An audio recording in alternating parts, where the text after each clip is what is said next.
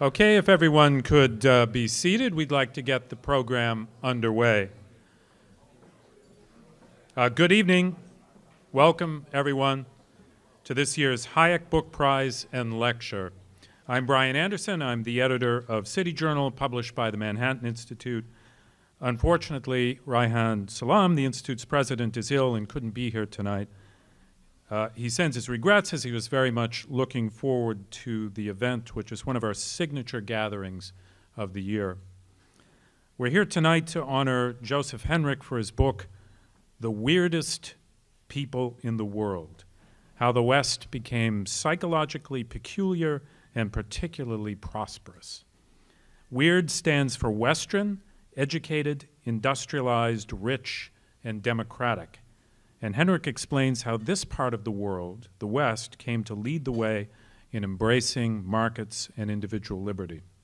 The book is a stunning accomplishment and a testament to the power of culture to build prosperity. But before we hear more about Joseph Henrich and his research, I wanted to talk a bit about the Hayek Prize and what it stands for. The prize comes with a $50,000 award, which makes it one of the world's most generous book prizes. It honors a book published within the past 2 years that best reflects the vision of its namesake, Friedrich von Hayek, the brilliant economist who shared a Nobel Prize with Gunnar Myrdal in 1974. For Hayek, economic freedom was the cornerstone of a flourishing society. Hayek explained how free markets coordinated the actions of people scattered throughout the economy. And he argued that economic freedom was a key ingredient of freedom more broadly understood. So each year we take pride in choosing a book worthy of being associated with Hayek's name. Past winners have included books by Thomas Sowell, Amity Shlaes, Matt Ridley, James Grant, and many other noted authors. The Weirdest People in the World is a terrific fit for this distinction because it explains the roots of the free market economy that Hayek embraced and that has helped make America so incredibly prosperous.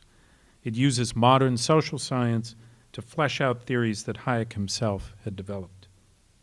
But to learn more about that, I'd like to hand you over to my colleague, John Tierney. John has a long and successful career in journalism covering everything from science to urban politics. He's the co-author of 2 best-selling books, The Power of Bad and Willpower. He spent several decades at the New York Times, which we won't hold against him. And he's now a valued contributing editor of City Journal. But most importantly for our purposes tonight, John chaired the jury that selected this book as this year's winner. He knows better than anyone why The Weirdest People in the World was so deserving of this year's honor. So, ladies and gentlemen, John Tierney.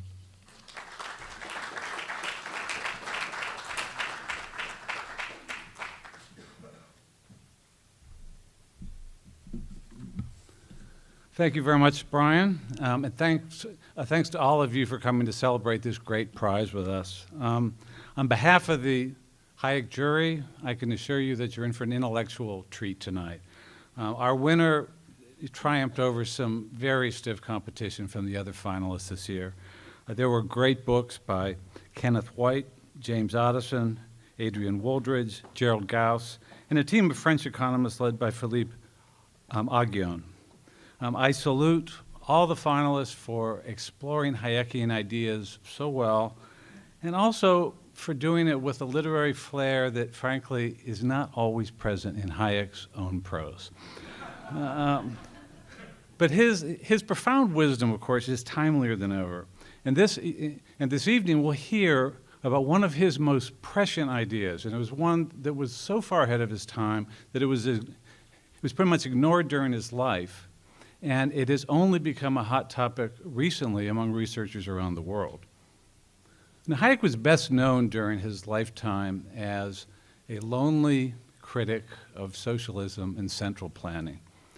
In the 1940s, when his fellow economists were enthusiastically nationalizing industries and expecting the Soviet Union to soon overtake the West economically, he published an unlikely bestseller, titled The Road to Serfdom. And in that, he predicted that the central planners were doomed to fail because of overconfidence in their own knowledge, in their own expertise. He called this the fatal conceit. It was the title of a later book, too. Now, this idea was not very popular among Western intellectuals, but his ideas were an enduring inspiration to reformers trapped behind the Iron Curtain until communism finally collapsed in 1989. By then, Hayek was 90 years old, and he didn't issue any public statements. But his son reported that as the family sat at home watching television, watching the fall of the Berlin Wall on TV, Hayek could not resist smiling and saying, "I told you so." Now, during those heady years after the fall of the Berlin Wall, many of us, and myself included, expected freedom to keep spreading around the world. There was talk of the end of history, now that liberal democracy and free markets and Enlightenment values had prevailed.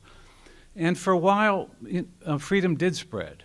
But lately, as we've seen, it's in retreat, both abroad, most obviously in China and Russia, but also here at home. Young Americans are suddenly embracing socialism. Academics and journalists are demanding censorship. Both political parties have turned protectionist. Public officials have claimed unprecedented powers to suspend fundamental liberties, and that traditional guarantee of equal justice for all is giving way to something called social justice. Now, these developments have come as a rude shock to many of us. But if Hayek were alive today, he could say once again, "I told you so." He knew that it would always be a struggle to sustain freedom in a large society. He called it the extended order, our modern society. And it would be a struggle because it requires us to override the psychological and moral instincts that evolved in our ancestors living in a world of small clans. Now, this struggle, he wrote, is perhaps the major theme in the history of civilization. And here's how he described it. We must constantly adjust our lives, our thoughts, and our emotions in order to live simultaneously within different kinds of orders according to different rules. If we were to apply the rules of the small band or family to our wider civilization, as our instincts and sentimental yearnings often make us wish to do, we would destroy it. Yet if we were always to apply the rules of the extended order to our more intimate groupings, we would crush them. So we must learn to live in two sorts of world at once. Now, this conflict didn't interest the intellectuals of his day, many of whom expected our great powers of rationality to somehow prevail.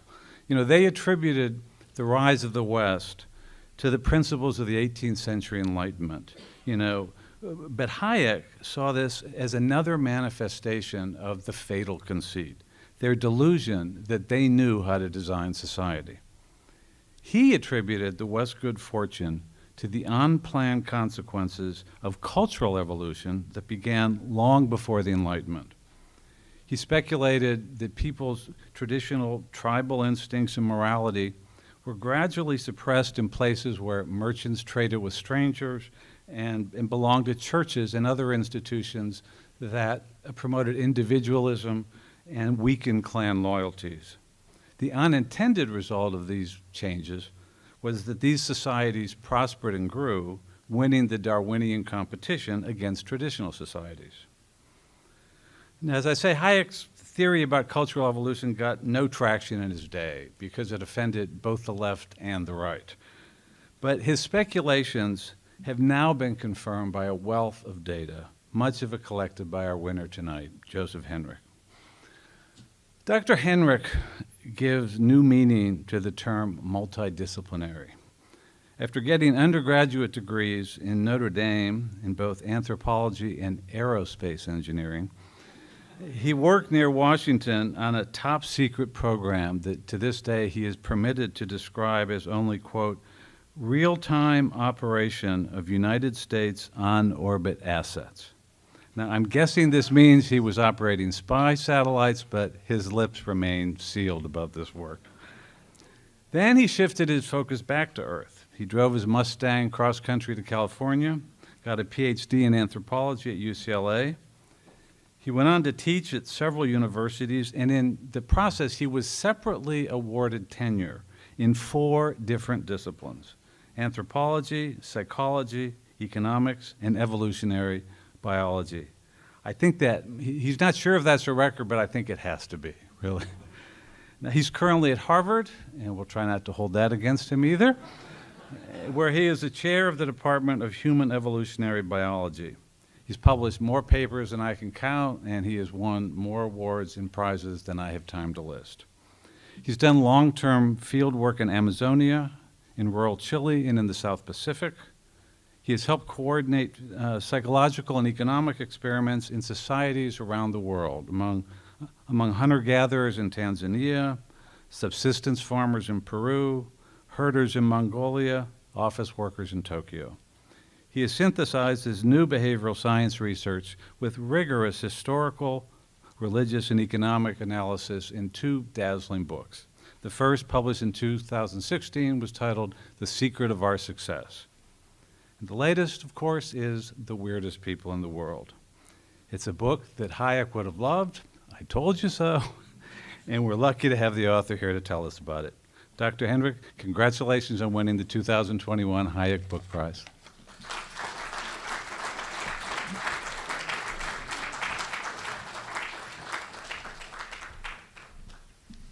All right, good evening. It's great to be with you. Thanks, John, for your generous introduction there. Well, it's my great honor to receive this award.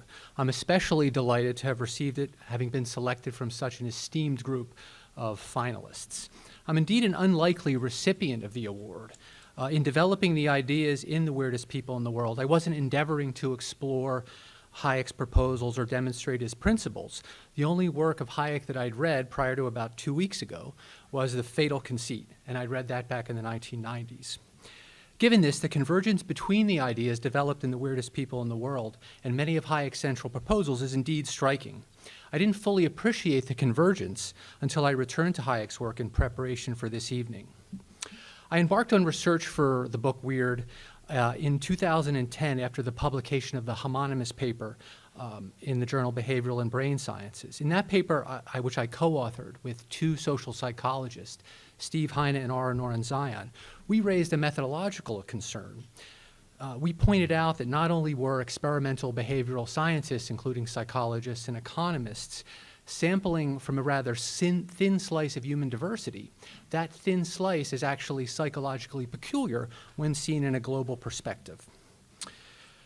So to refer to these populations, we coined the backronym WEIRD as a consciousness-raising device. So as was mentioned, WEIRD stands for Western, Educated, Industrialized, Rich, and Democratic. So this initial effort led to my project, which was to answer my first question, was whether we can explain the global and regional variation in individualism, conformity, shame versus guilt, analytic thinking, moral universalism, and cooperation among strangers that we find around the world. Or said another way, why are weird people so individualistic, non-conforming, overconfident, guilt-ridden, intention-obsessed, non-holistic, and willing to cooperate with strangers? To explain the psychological variation, my approach, coming from this field that's developed in the last 30 years, cultural evolution, was to consider how and why institutions might co-evolve with particular ways of thinking, feeling, and reasoning. But the key question is, what are the institutions and why did they emerge? So as I dug into the research, new studies in economics began to appear, or continue to appear, and I was convinced that I could maybe address a second puzzle, and this is, another version of Adam Smith's famous question. How can we account for the rapid economic growth and the acceleration of innovation after 1750 that emerged in some European populations and their cultural descendants in North America? I suspect that the convergence, or at least some of the convergence between Weird and Hayek's contribution lies in our similar points of departure. As John mentioned, we begin with the recognition that humans are a kind of ape, subject to nepotistic and tribal instincts, as well as a cultural species capable of acquiring and internalizing a wide range of norms, including those that can lead to profitable and mutually beneficial transactions with strangers and anonymous others. Looking back at Hayek, Hayek was truly an intuitive cultural evolutionist. We now know from quite a bit of research that humans, unlike other species, are born cultural learners. We readily attend to, imitate, and unconsciously acquire a broad range of practices, social norms, motivations, decision heuristics, attentional biases. Infants and young children selectively learn from others with strong inclinations to learn from particularly successful or prestigious peers, as well as those they match on language, dialect, and sex. Interacting over generations and often outside of conscious awareness, these evolved learning biases give rise to particular ways of thinking and behavioral repertoires and preferences that make their bearers well adapted to their local social and ecological environments. Often, though, entire populations don't realize in what ways they're adapted to the environments or that their particular practices do anything in particular. Yet cultures are replete with rituals and religious beliefs and social norms that implicitly embody a kind of collective wisdom. One simple example is the use of spices in cooking. Spicing appears, now based on a lot of science, to be a cultural adaptation, particularly strong in hot climates, that reduces the dangers from pathogens in meats. Of course, people don't use spices for their antimicrobial properties. People just like the tastes of certain kinds of spices in certain places, or they follow their culinary customs. In considering the origins of religions, Hayek was among the earliest thinkers to suggest a central role for cultural group selection.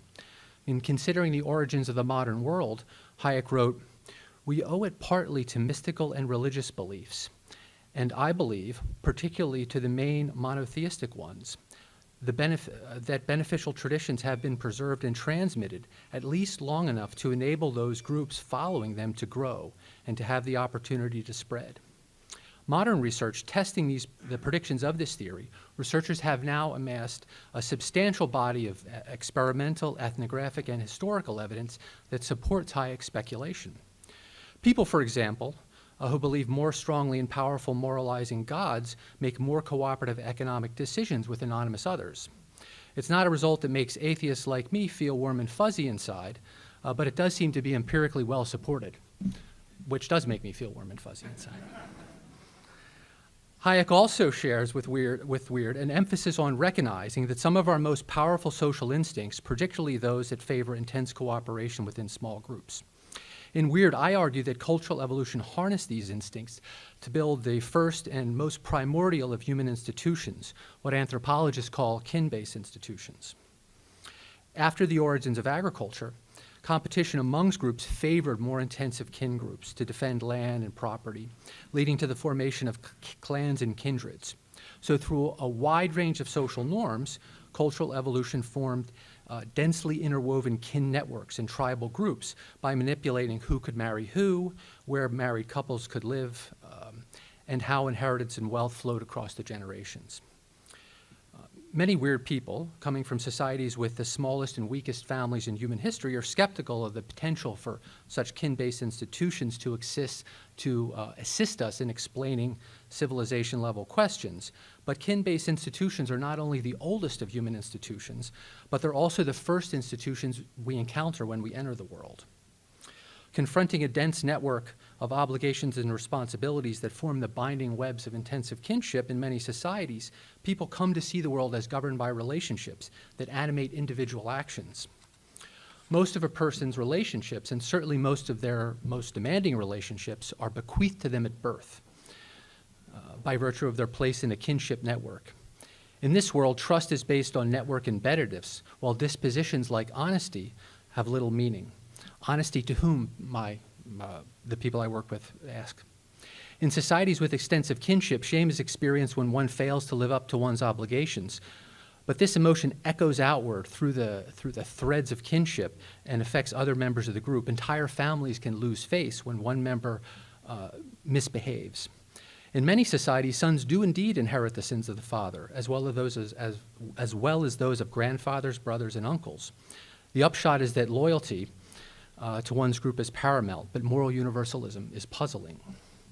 To just give you one example, which you may be familiar with, consider the Pashtuns of Afghanistan and Pakistan. Pashtuns form polygamous patrilineal clans embedded in segmentary lineages. Over half of marriages occur between cousins, and grooms often pay a bride price for their wives. Land and identity are inherited corporately, based largely on one's father. And the Taliban, who now govern Afghanistan again, are essentially a Pashtun organization. At the other end of the spectrum, societies with the least intensive forms of kinship are based on monogamous nuclear families, where newly married couples, who are rarely related, set up independent residences. From a global and historical perspective, societies with this form of kinship are extremely rare, confined during the second half of the second millennium largely to parts of Europe. The evidence is now clear. People from populations with less intensive kinship show greater individualism, analytic thinking, and impersonal trust, but less conformity to peers, respect for tradition, and deference to authority. My colleagues and I have not only shown this across countries, but we also are able to show it when we compare people from different regions within the same European countries, or when we compare immigrants in the same European countries whose parents hail from different places, but they grew up in the country. But then the question is how did European populations come to have these small monogamous nuclear families? Well, during late antiquity, one particular branch of Christianity, the one leading to the Roman Catholic Church, began to adopt a peculiar set of prohibitions and prescriptions regarding marriage and the family that transformed the intensive kin-based institutions of the pre-Christian European tribes into monogamous nuclear families over a period of centuries. For example, beginning in the 4th century, the church began adopting incest taboos that gradually prohibited marriage to cousins in an increasing circle, eventually out to 6 cousins, and this included affines, so including people you weren't related to. The church also prohibited polygyny and promoted both individual ownership and inheritance by testament. You're no doubt familiar with some of the cultural relics from this centuries-long endeavor. For example, our English word for affines, in-law, as in sister-in-law, captures some of this. Have you ever wondered where the in-law part comes from? What's the law? It's in canon law. It's a reminder of the church that you should treat your wife's sister like your sister, so no sex or marriage with her, which would be common in other societies. You might take her as a second wife, or you might have to marry her if your wife dies. All right. Strikingly, the longer a region of Europe was under a Catholic bishopric, the lower the rate of cousin marriage in the 20th century, and the greater the degree of individualism and trust in strangers, but the lower the level of conformity and obedience to tradition. More recent work since the book, we're able to connect this directly to patents using a large new patent date. So more time under a Catholic bishopric, more patents per capita. The argument is that the church's dissolution of intensive kinship represents the proverbial pebble that created a chain reaction of new institutions and increasing migration into urban areas. After 1000 CE, people began joining what historians call voluntary associations, leading to a proliferation of guilds, charter towns, monasteries, and universities around Europe during the High Middle Ages. Many of these organizations filled important gaps previously filled by intensive kinship, such as those related to social insurance, personal security, and old age care. With the disappearance of intensive kinship, the voluntary associations competed for members and thus had to organize themselves in ways that made them attractive. Charter towns and cities, for example, began to offer successful merchants and skilled artisans citizens' rights, which included things like freedom from impressment by the local duke or relief from certain taxes. The charters of successful towns were copied and spread across Europe. Such competition leads to the creation of formal institutions that favor cooperation among strangers and greater individualism, including the cultivation of attributes like time thrift and punctuality. At the same time, impersonal markets began spreading across Europe during the High Middle Ages with the establishment of new charter towns.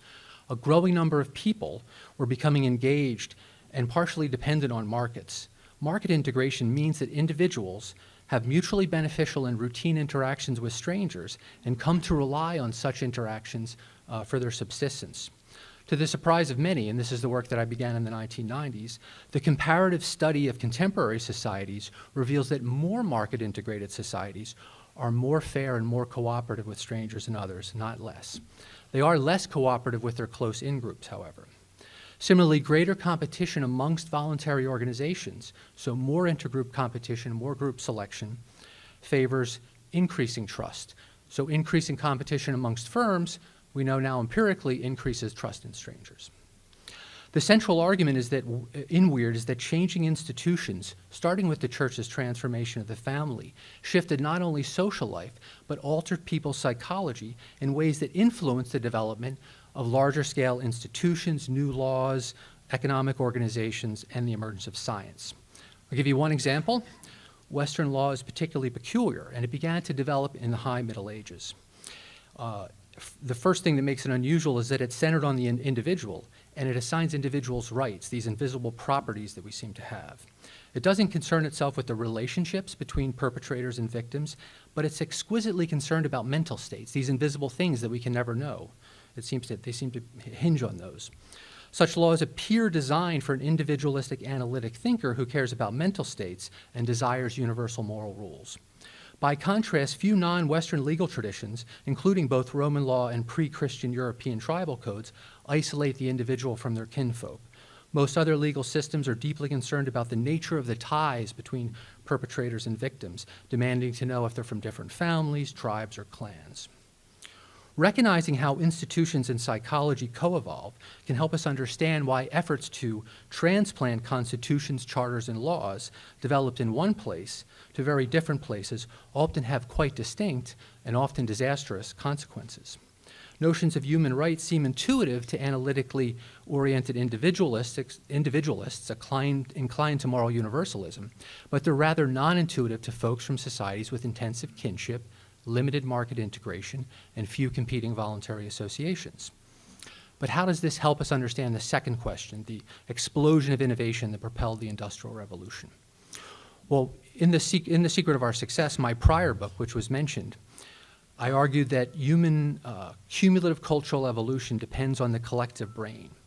Here, the idea is that fresh insights and innovations emerge from recombinations of existing ideas, which usually involves the interaction of diverse minds. Lots of evidence shows that larger, more diverse, and more interconnected populations generate more rapid innovations.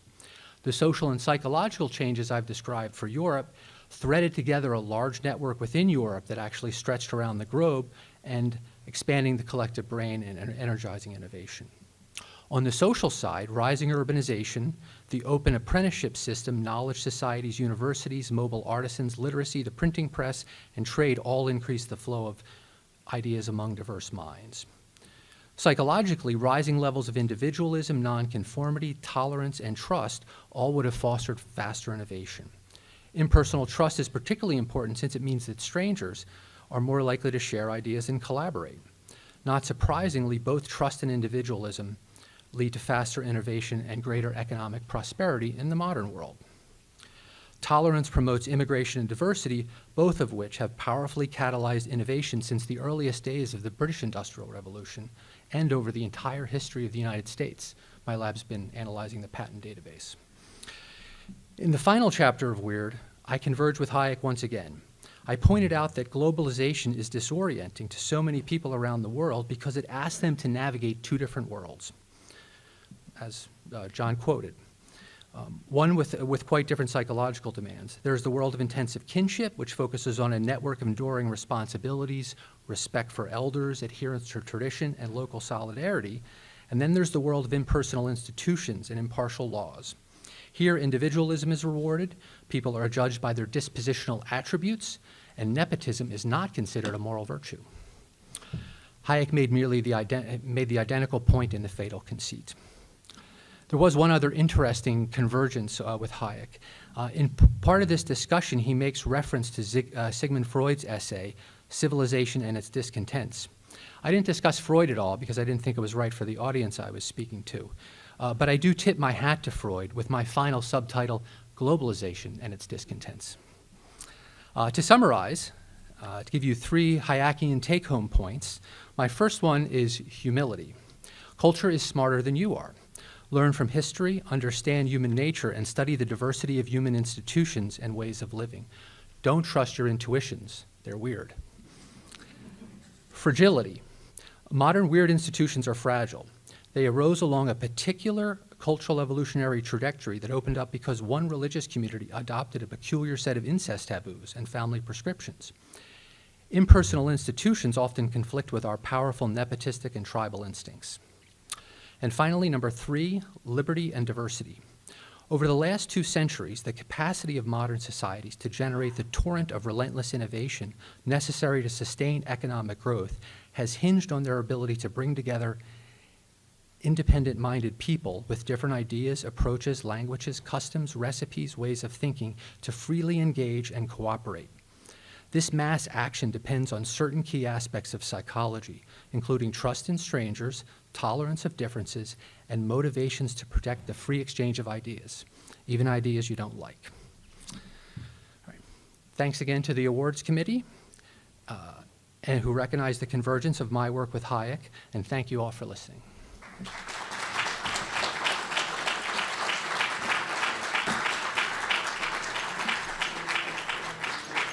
So I guess we're doing questions now. Are there any questions? Yes.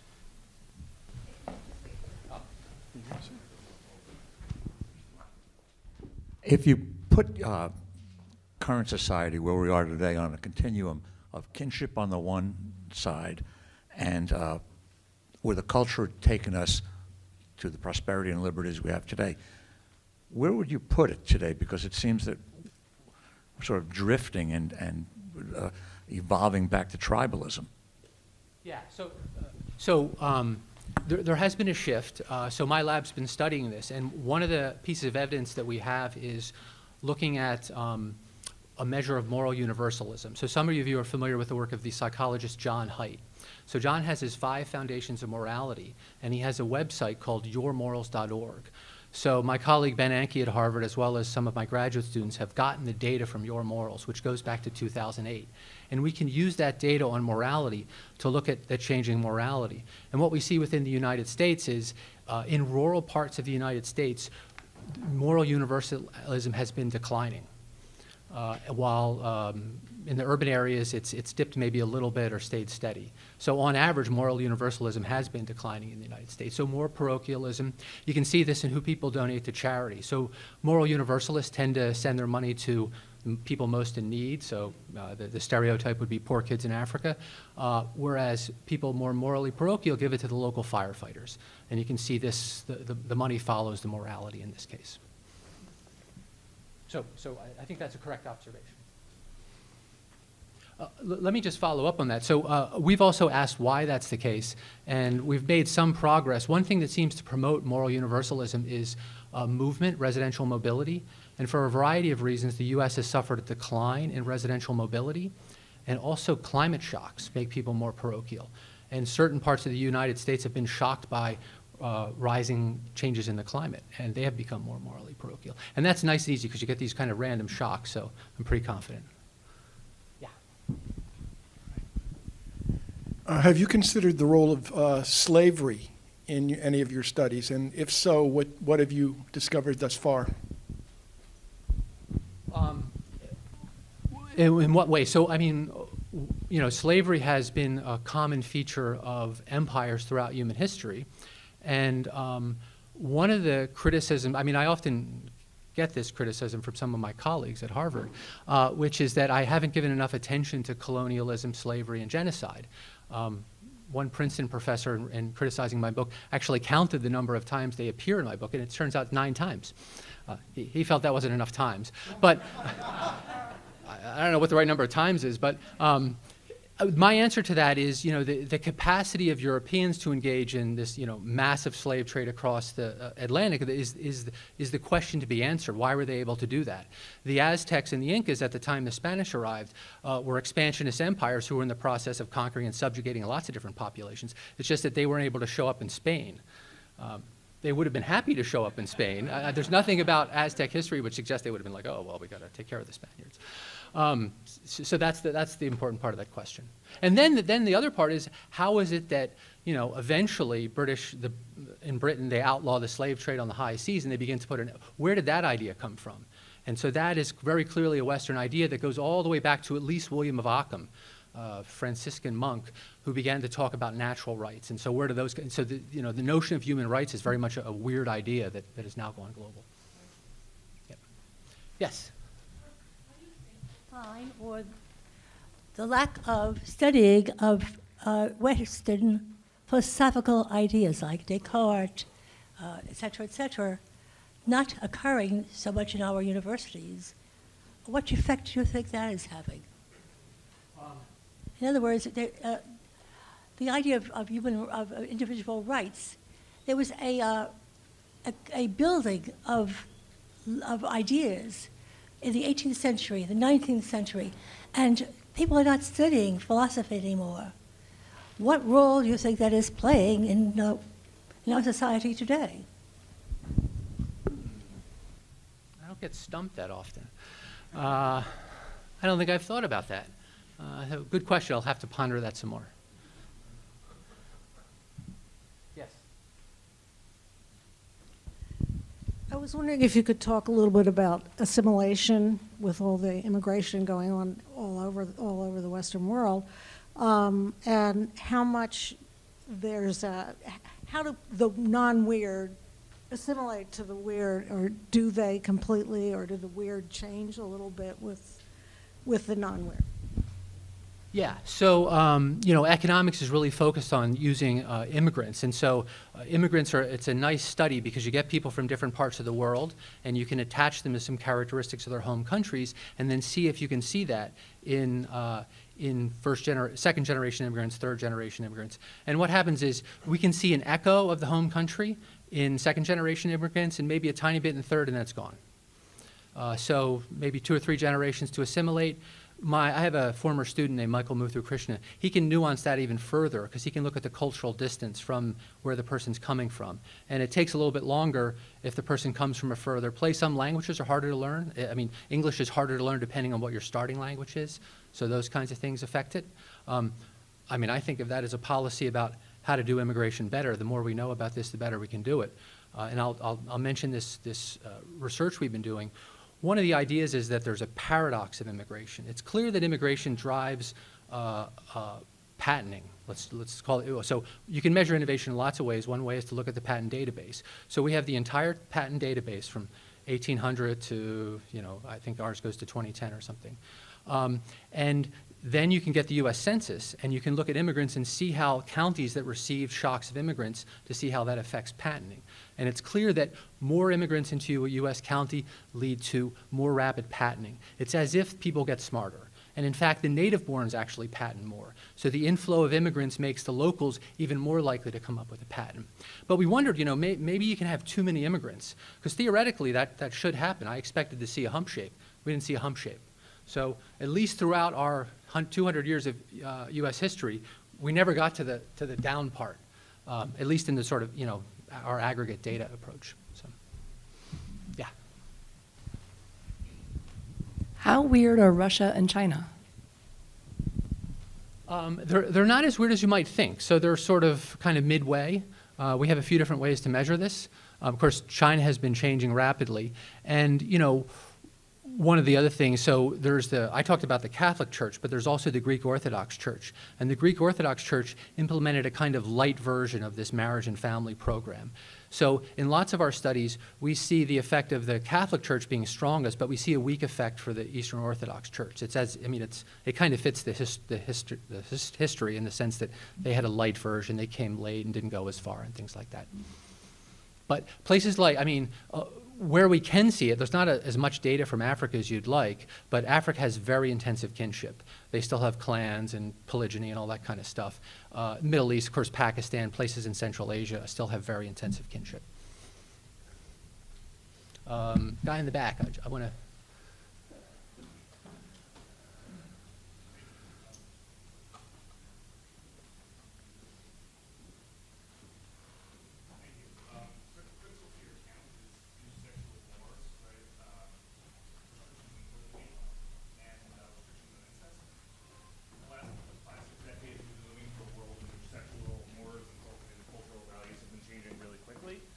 not those two? Those two seem an exception. They've been persistent. There's been no real strong assault on them. Which two? Lack of polygamy and lack of incest. Right? Oh, okay. Those two seem very resistant to the large cohortations we've had in sexual morality in the last 5 decades. Right? So why have those two resisted, and do you see that changing? And what does it mean if they do? Yeah, well, so I can give a really good answer to the polygyny question. So in 2010, I got a call from the lead counsel for the Attorney General in British Columbia, and they wanted to use the statute against polygamy to prosecute these polygamists in Bountiful who were bringing over girls from the Warren Jeffs community. The leader of this sect had 25 wives. And so they wanted to just prosecute him on polygamy because they couldn't get him on the trafficking charge, which I think is what they really wanted to get him on. And but before they did this, they asked a question. So the system works a little bit different in Canada. So they asked a question to the Supreme Court of British Columbia, is the statute against polygyny legal? And so there was a, several months long trial, and I was the lead witness for the Attorney General, trying to explain why, what the social benefits are of monogamy. And the basic case that I make, which is the same one I talk about in Chapter 9 of Weird, is that in most societies, 85% of human societies had polygynous marriage. They allowed elite and high status men to take additional wives in some form. But what this does is it creates a large pool of low status males that have no hope of getting into the mating or marriage market. And those guys cause problems, right? And so one of the things that monogamous marriage does, and this is one of these implicit wisdom stories, right? People don't like the economic terminology, but it essentially redistributes women so that guys can become fathers and they get a stake in the future, and then they behave like good fathers rather than roving bands of troublemakers who need to raise their status to get into the mating and marriage market. And so they reviewed it, and the case was upheld. And the opinion that the law was upheld, they did eventually use it to prosecute this guy. And the feeling among the Attorney General was that the case was so strong that it was not even going to get appealed. It was just going to hold. And so that's the case in Canada. Things are afoot, though, in the U.S. So Utah has changed its laws. And so the question is will people begin to exploit that? You can get married in Utah. You can take additional wives. Then what if you go to another state? And so it's going to face a Supreme Court challenge at some point. If you read the U.S. Supreme Court decision on polygynous marriage in 1870, that's not going to hold, because it's basically like these people are a bunch of barbarians, and we don't want to do what barbarians do. So, the guy getting pointed to by the other guy. Thank you. My question would just be regarding, not to break too much with the Austrian tradition, but about the role of heritability in some of these, things that you've observed. You talk about immigrants into various U.S. counties, but if you look at the 19th century, 90% of those immigrants are from European backgrounds. So, I would just wonder if you've studied or have any data on the role of heritability in questions like innovation and, economic development versus, the sort of cultural or religious element that you've examined. Yeah, so great question, because there's been some recent advancements on how we understand heritability. People often think, so remember, I'm the chair of the Department of Human Evolutionary Biology. People often think that heritability is a feature of the genome. It's a feature of a population. So for example, the heritability of IQ in the United States has been going up. And it's been going up because heritability consists of it's a fraction. It's the additive genetic variation divided by the total phenotypic variation. And you can move heritability up by reducing the variability on the denominator. So when you see high IQ heritabilities, for example, it's because education, books, and all kinds of nutrition, and all kinds has reduced the denominator to raise heritability. Heritability is not useful for comparing populations for that reason, because of the way the fraction is formed. Yes, in the back. So first, thank you for the talk, and also thank you to the Hayek Committee, because this is a very fascinating topic. I had a question about the story you gave about consanguinity and how it eventually dissipated within the West. So it seems like the story that you told was that consanguinity was the norm, and then the Catholic Church issued edicts through the canon law that made it less acceptable amongst population, and over time, monogamy and out marriage became the norm. So I wonder whether that story is in tension with Hayekian ideas about top-down planning, and if it is, how you resolve that tension in light of general cultural habits within society. So why would it be top-down planning, just to make sure I understand? Well, so the idea being that if consanguinity is the norm, and the departure from that norm within the West or amongst weird people was prompted by canon law, then it seems like the departure was promulgated by Gotcha. an institution separate from the natural Right. tendencies of the people. Yeah, so great question. Yeah, so the first thing is that people often think that this could be a good idea, or maybe the church had like some insight into inbreeding depression or something like that. But if you look at the details, first of all, 6 cousins, you're not really related to them. And it also included affines and spiritual kin. So it included lots of people you weren't related to. And there's only one suggestion by the Bishop of Milan that there was even any notion of this inbreeding thing. So it wasn't for that. I think the best way to look at this, and I think this is a very Hayekian way to look at this, is to say, okay, the Catholic Church had idiosyncratic religious reasons for adopting these things. And so that was top down, but lots of other religions were also developing policies that manipulated marriage in the family. So if you look over at Zoroastrianism, they were actually encouraging cousin marriage and even sibling marriage among elites.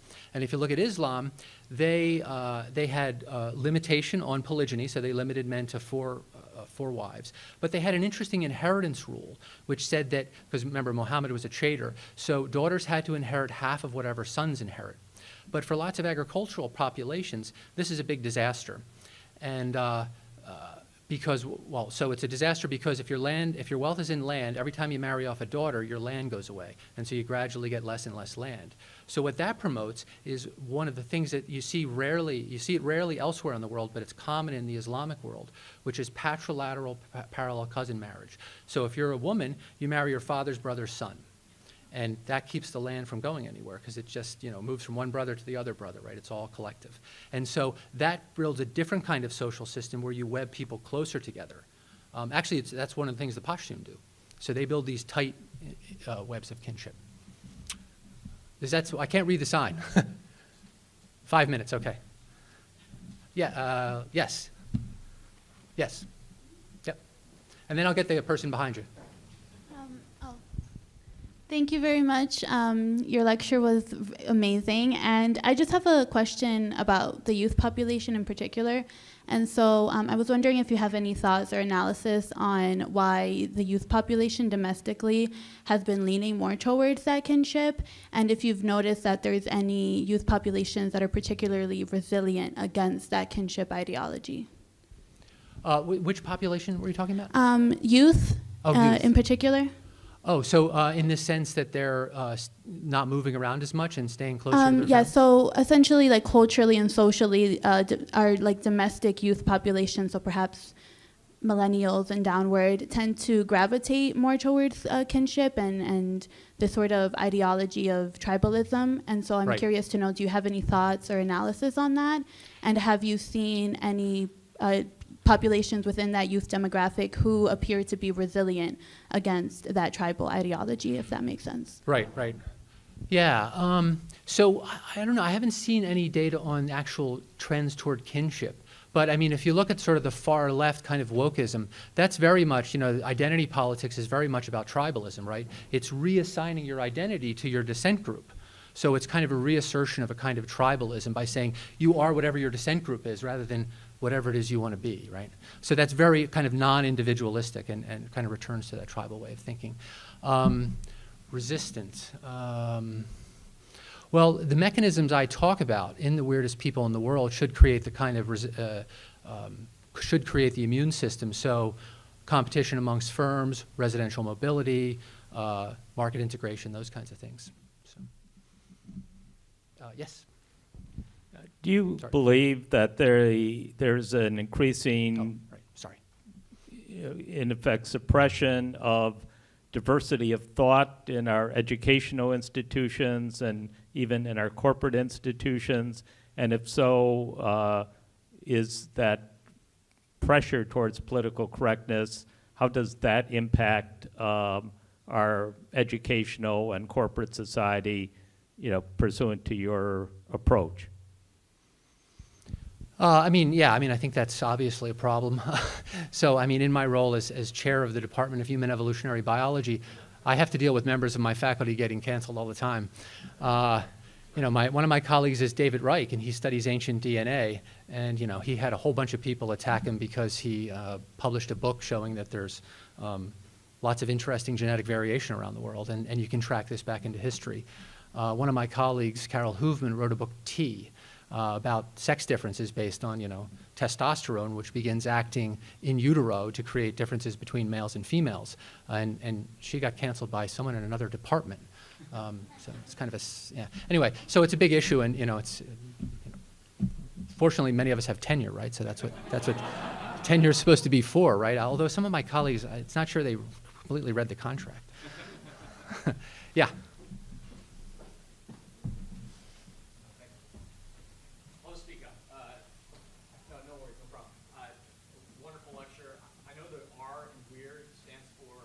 Yeah. If it was instead religious, and we maybe rolled in rich into the industrialized part, I'm curious, in light of the trends toward the rise of what are called the nuns, the rise of the nuns, non-religiously affiliated, especially among young people in America and elsewhere throughout the West, do you feel that weirdness can survive if it just becomes weedness? Well, so just to let everybody else, I mentioned earlier that we have this acronym WEIRD where R stands for rich, but we briefly toyed with it because we were mostly talking about the population studied by psychologists was American undergraduates, and America, America, at least when we were writing the paper in 2010, had the religiosity of Kuwait. Right, so it didn't look like the rest of Western Europe, which was very secularized. Things have actually changed quite a bit with people moving away from traditional religion. So America's gotten less religious more recently. Now, places like Denmark, which are quite non-religious, seem to be very weird in lots of the other psychological ways. So I think, my colleague Aron Zion, he and I study religion together. We think religion helped the West climb this scale, but assuming the institutions remain strong, you don't need the ladder anymore, right? But maybe the experiments is ongoing. So history, well, yeah, I'm going to go back to you.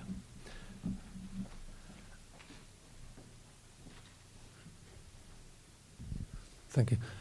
Do you have any thoughts about what's happening with the levels of hormones, like testosterone and maybe other hormones, and particularly in relation to the last 2 years, the pandemic, and how it has mixed up our social life and maybe violence and maybe some other things?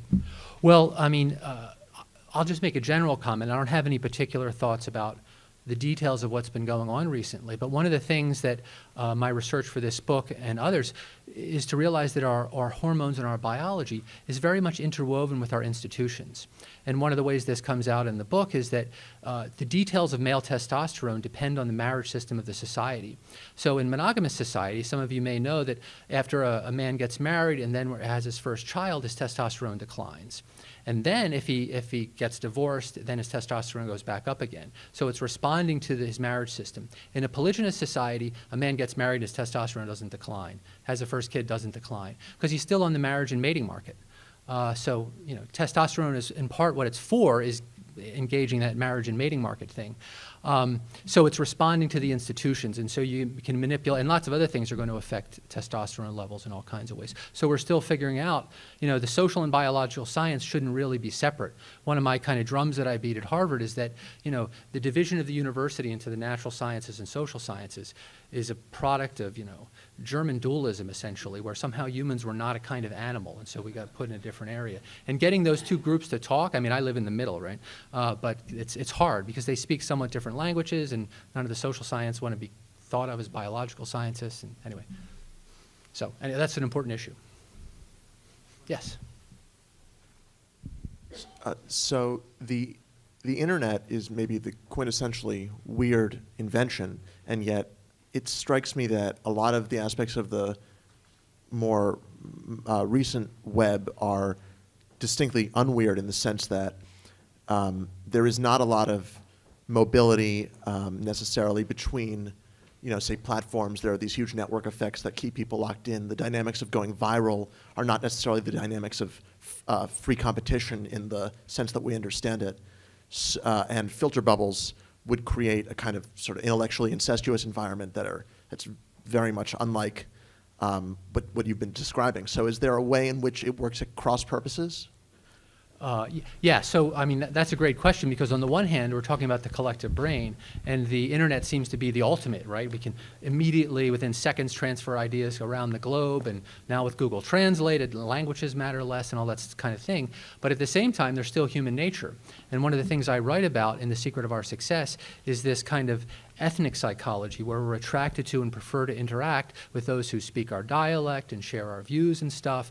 And the internet gives us a great way to like hang out with people that we can kind of echo, right? And we all agree, and our feelings get stronger and amplified. And so it's just the internet being affected, meeting human nature in some sense.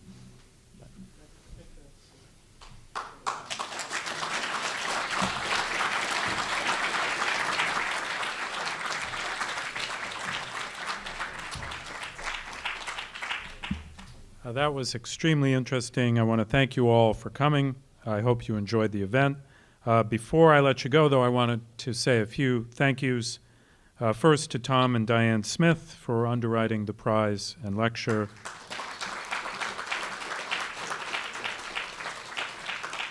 None of it could have happened without their generous support. And to Yale Hungerford for the executive director of Manhattan Institute's Adam Smith Society, who organized the prize search and really kept everything moving along at a very brisk pace. And finally, the Manhattan Institute's event staff for putting tonight's proceedings together. So with that, good night to all of you. Thank you to Joseph Henrich for the terrific, engaging discussion, and have a safe trip home. Thank you.